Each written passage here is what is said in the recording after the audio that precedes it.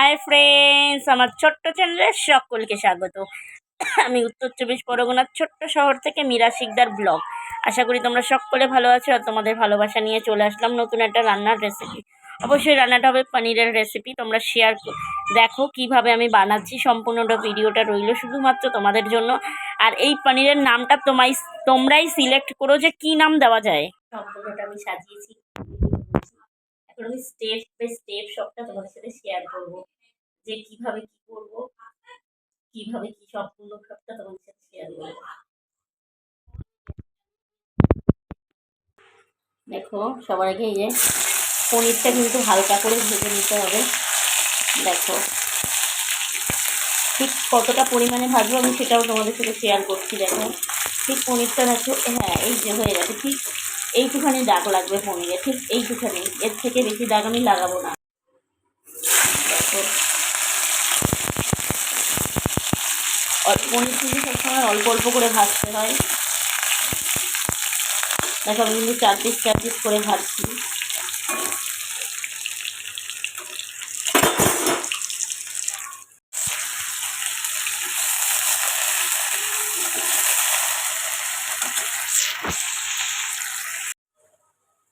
তারপরে দেখো আমি আলু দিয়ে দেবো তেলে। আলুটাকে সুন্দর করে আমি ভেজে নেব। আলুটাকে কিন্তু আমি 75% বা 80% সিদ্ধ করে নেবো ভেজে ভেজে। কারণ আলু কিন্তু পনির কিন্তু বেশিক্ষণ রান্না করতে হয় না, পনির মশলায় দেওয়ার পরে 5 মিনিটে হয়ে যায়। সেই কারণে কিন্তু আলুটা আমি সুন্দর করে ভেজে নেব। দেখো তাহলে সিদ্ধ হয়, আমি একটা ঢাকনা দিয়ে রাখবো ঠিক 5 থেকে 7 মিনিট। আলুটা 5 থেকে 7 মিনিট না 3 মিনিট দিলেও হবে, যাতে আলুটা তাড়াতাড়ি করে সিদ্ধ হয়ে যায়। হালকা সিদ্ধ, ভাজাই হবে বাট হালকা সিদ্ধ। তো আলুটা কিন্তু আমার হয়ে গেছে, আমি জাস্ট আলুটা নামিয়ে নেবো। অনেকটা আমি হলুদ এখন ব্যবহার করিনি, হলুদটা আমি পরে ব্যবহার করব। আলুটা কিন্তু আমার 80% হয়ে গেছে, তো আমি আলুটা নামিয়ে নেব। আলু তুলছি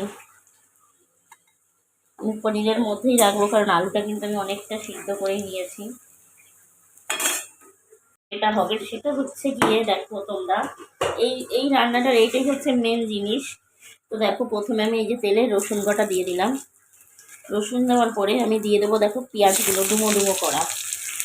তো হচ্ছে আমি এটাকে ভেজে নেব আগে, সম্পূর্ণটা তোমাদের সাথে শেয়ার করছি আমি। এবার আমি দিয়ে দেবো এর মধ্যে আদা। দেখেছো আদাটা দিয়ে দিলাম। এটা কিন্তু হালকা ব্রাউন করে আমি ভাজবো। হালকা ব্রাউন করে ভাজার পরে ঠান্ডা করে আমি মিক্সিতে দেব। তো দেখো তোমরা, তো দিয়ে দিলাম ফাইনালি দুটো কাঁচা লঙ্কা দিয়ে দিলাম। কাঁচা লঙ্কার পরে আমি দিয়ে দেব টমেটো। সবগুলো কিন্তু হালকা ব্রাউন করে আমি ভাজবো। হ্যাঁ, যত কম তেলে তোমরা করতে পারো ততটাই ভালো হবে। তারপরে আমি দিয়ে দেবো দেখো আমার রাখা কাজু, দিয়ে দিলাম কাজুটাও।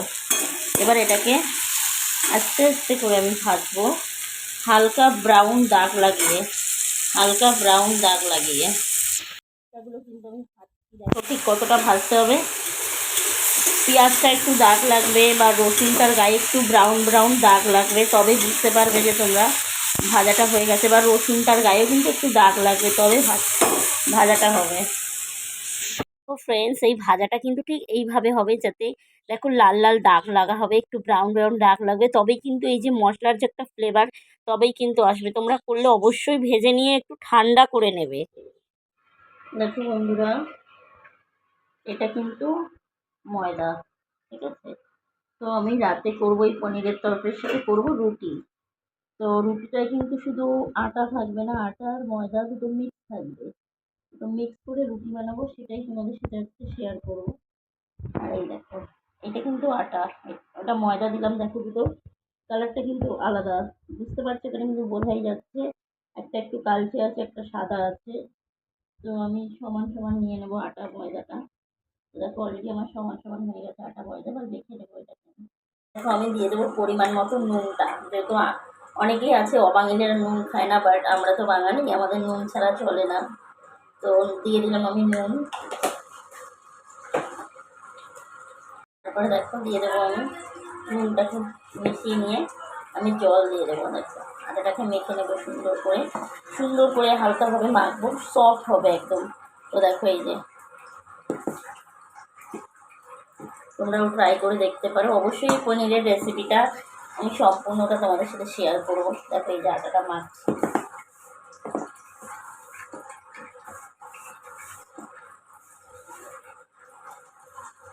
যতক্ষণ মশলাটা ঠান্ডা হয়ে গেল ততক্ষণে কিন্তু আমি আটাটা মেখে ঢাকা দিয়ে রেখে দিলাম। দেখো আমি মশলাটা মিক্সির জারে ঢেলে দিচ্ছি। মশলাটা কিন্তু ঠান্ডা করে নিতে হবে। এরপর আমি এই মশলাটাকে বেটে নেব। তো প্লিজ সবাই একটু মনোযোগ দিয়ে দেখো, তাহলে আর কোনো অসুবিধা হবে না। রেসিপিটা কিন্তু দারুণ টেস্টি হয়। তো দেখো এবার মিক্সিটা চালিয়ে দেবো। মিক্সিটা আমি বসিয়ে দিয়েছি, মিক্সিটা চালিয়ে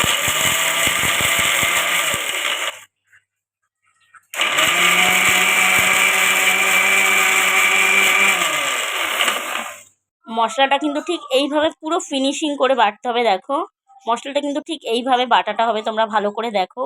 আর মশলাটা পুরো ঠান্ডা করে নেবে, কারণ মিক্সিতে বলে গরম জিনিস ব্লেন্ড করতে নেই, তাই অবশ্যই সবাই ঠান্ডা করে নেবে মশলাটা। আসলাম আমি কড়াইতে, সবটাই শেয়ার করছি। দেখো কড়াইয়ের গ্যাস আমি চালিয়ে দিয়েছি। এটাই কিন্তু সমস্তটা সাদা তেল ব্যবহার হবে। দেখো আমি কিন্তু অল্প একটু তেল দিয়ে দিচ্ছি। এই যে তেল দিয়ে দিলাম কড়াইতে। তো তেল আমার গরম হয়ে গেছে, আমি কিন্তু আস্তে আস্তে দেখো মশলাটা দিয়ে দিচ্ছি।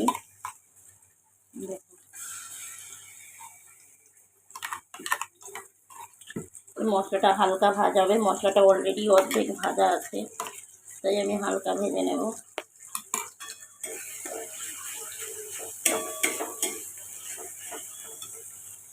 এবারে আমি দিয়ে দেব পরিমাণ মতো নুন। যে যার স্বাদ অনুযায়ী নুন দেবে। তারপরে আমি দিয়ে দেব পরিমাণ মতো হলুদ গুঁড়ো। একটু কম দিলেও হয়, কারণ এটা যেহেতু লঙ্কা গুঁড়ো, এইটাই কিন্তু ঝাল অনেক কম দেওয়া হয়। তো আমি হালকা লঙ্কাটাও দিয়ে দেবো। হ্যাঁ অবশ্যই এর মধ্যে কিন্তু একটু মিষ্টি দেওয়া যায়। কেউ চাইলে এর মধ্যে টক দইও অ্যাড করতে পারো, সেটা হচ্ছে সবার পছন্দ অনুযায়ী কে কীরকম খাবে। যেহেতু আমি একটা গোটা টমেটো দিয়েছি, তাই আমি টক দইটা অ্যাড করলাম না। যাদের বাড়ি টমেটো মনে করো কম দিয়েছো, তারা কিন্তু এটা টক দই অ্যাড করে দিতে পারো। দেখো আমি কিন্তু মটরশুঁটিটা অ্যাড করে দেবো, কারণ মটরশুঁটিটা কিন্তু আমার এটা স্টিম করাই আছে, যেহেতু এটা বাজার থেকে কেনা, যেটা ফ্রিজে রাখতে হয়। এখন মটরশুঁটির সিজন আছে, বাট তাও এটা কিন্তু ওই স্টিম করা। তো দিয়ে দিলাম দেখো মটরশুঁটিটা। এরপরে আমি এতে দিয়ে দেবো আলুটা একটু পরে দেবো।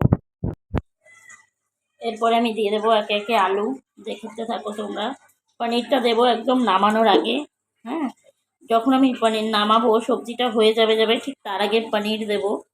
তো দেখো যেহেতু সবাই জানো পনিরটা হচ্ছে একদম নরম জিনিস, যেটা বেশি নাড়ানাড়ি করলে ভেঙে যাওয়ার ভয় থাকতে পারে।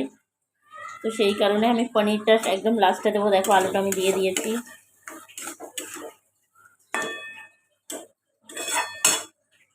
এতে না আর একটা মশলা অ্যাড করবো, আমি তোমাদের বলতে ভুলে গেছিলাম। এই দেখো সেটা হচ্ছে ধনে গুঁড়ো। আমি কিন্তু তোমাদের বলতে সত্যি কথা একদম আমার মাথায় ছিল না। দেখো আমি একটু ধনে গুঁড়ো অ্যাড করব। আর যেহেতু দেখো এই মশলাটা আমার অর্ধেক হয়ে যাওয়া, তো মশলাটা তেল কম, মশলা সেই কারণে আমি সামান্য একটু জল অ্যাড করবো, যাতে মশলাটা পুড়ে না যায়। জাস্ট একটুখানি জলটা অ্যাড করলাম।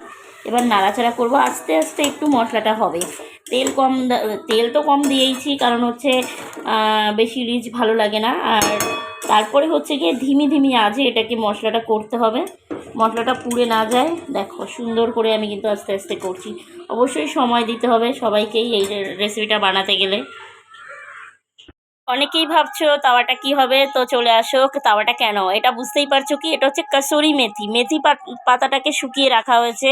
আর এই মেথি পাতার ফ্লেভার জাস্ট ওয়াও লাগে। তো সব সময়ের জন্য মেথি পাতাটা যদি তাওয়াতে একটু গরম করে নেওয়া যায়, বা একটু মনে করো গরমে, মানে জাস্ট ড্রাই স্টিম যেটাকে বলে, দারুণ লাগে, দারুণ ফ্লেভার বের হয়। যেই কারণে আমি দেখো তাওয়ার মধ্যে একটু গরম করে নিলে সুন্দর একদম এত সুন্দর একটা ফ্লেভার বের হয়। তার জন্য আমিও কিন্তু তাই করলাম, কসুরি মেথিটাকে একটু তাওয়ায় গরম করে নিয়ে সুন্দর এটার একটা ফ্লেভার বার হয়ে গেল। এটা কিন্তু আমি পনিরে দেবো, কারণ এটাই হচ্ছে মেন মন্ত্র। এই কসুরি মেথি পনিরে না দিলে পনিরের টেস্টটাই, মানে আমি মনে করি এত কষ্ট করাই বেকার। তো অবশ্যই তোমরা কসুরি মেথি কিন্তু প্রত্যেকে ব্যবহার করবে, যারাই এই রেসিপিটা ট্রাই করবে প্লিজ প্লিজ তোমরা কাসুরি মেথিটা চেষ্টা করো ব্যবহার করার। আর দেখো খুব সুন্দর লাগে খেতে, খুব টেস্টি হয়। এটা হয়ে গেছে, এবার আমি এতে জল ঢেলে দেবো। জলটা একটু বেশি দেবো, পরিমাণটা একটু বেশি থাকবে, কারণ হচ্ছে এর মধ্যে পনিরও দেবো তো, সেই কারণে জলের পরিমাণটা তোমরা তোমাদের হিসাব করে দেবে। আমি আমার হিসেবে দিয়ে দিলাম। এই দেখো ঠিক এরকম থাকবে, একটু ফুটে উঠবে, পনিরটা দিয়ে নামিয়ে দেবো।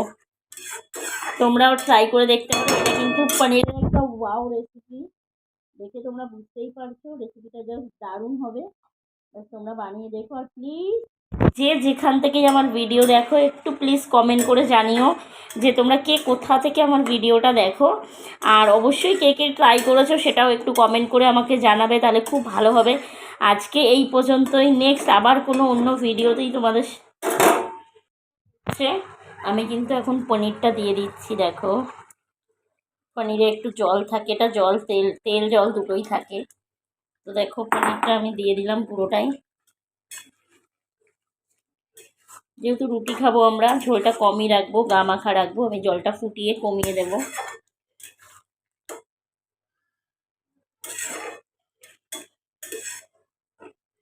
কিন্তু হয়ে গেছে, আমি এবার কাসুরি মেথিটাও অ্যাড করে দিলাম। দেখো কমপ্লিট আমার এটা। এই দেখো কাসুরি মেথিটাও আমি কিন্তু দিয়ে দিলাম। দেখো আমার রান্না রেডি, এবার জাস্ট খাওয়াটা বাকি। খাওয়াটাই অবশ্যই তোমাদের সাথে খাওয়াটাও আমি শেয়ার করব। দেখো কমপ্লিট হয়ে গেছে আমার পনির। দেখো তোমরা, এই যে চলে আসলাম রুটি বানাতে। তো রাতের হচ্ছে আজকে খাওয়া পনির আর রুটি। ওদের রুটি খাবা না পরোটা খাবা? ঠিক আছে। তো দেখো রুটি রুটি রুটি 3 পিস না 4টে? 4টে তো দিয়ে দিতেই পারবা, চলে যাবে 4টে।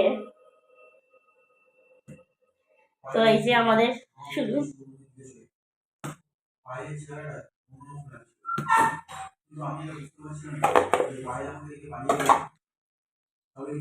আমার রুটি বেলা, দেখতে থাকো।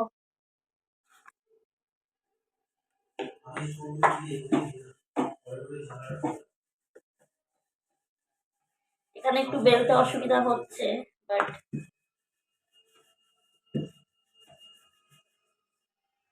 এই স্ল্যাবটা অনেক উঁচু, এর উপরে যদি আমি রুটি বেলন নিই আমার বেলতে কিন্তু খুব অসুবিধা হয়, সেই কারণে কিন্তু আমি এটা ব্যবহার করছি। আর এখানে দেখছি স্পেসটা খুব কম, যার জন্য আমি হাত ঘুরিয়ে বেলতে পারছি না, রুটিটা আমি তুলে তুলে বেলছি।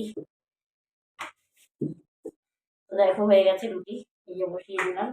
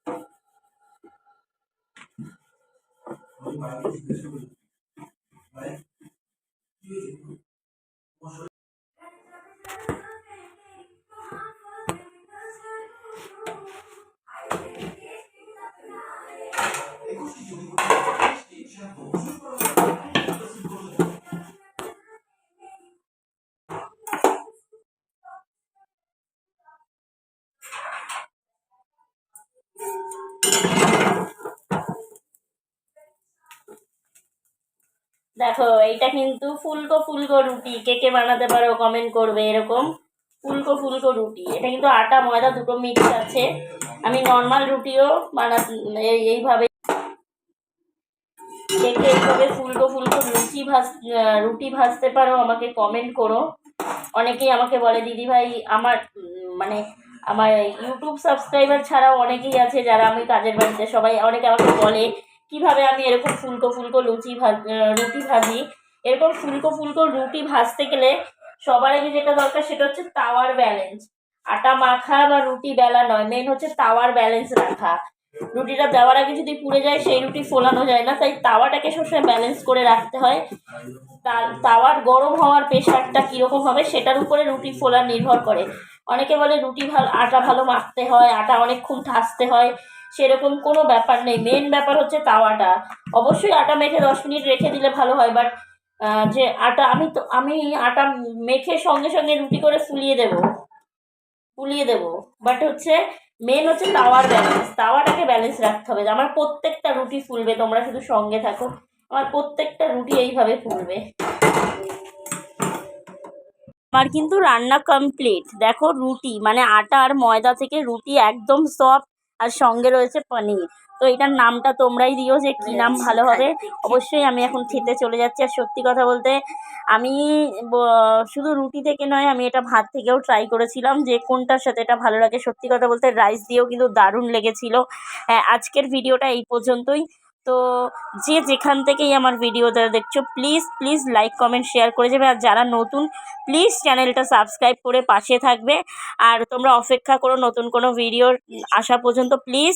আর একটাই কথা বলবো, যতক্ষণ না নতুন ভিডিও আসে, প্লিজ তোমরা সবাই সাবধানে থেকো, ভালো থেকো। আর এইভাবেই ভালোবাসা দিও যেন সত্যি জীবনে কিছু করতে পারি।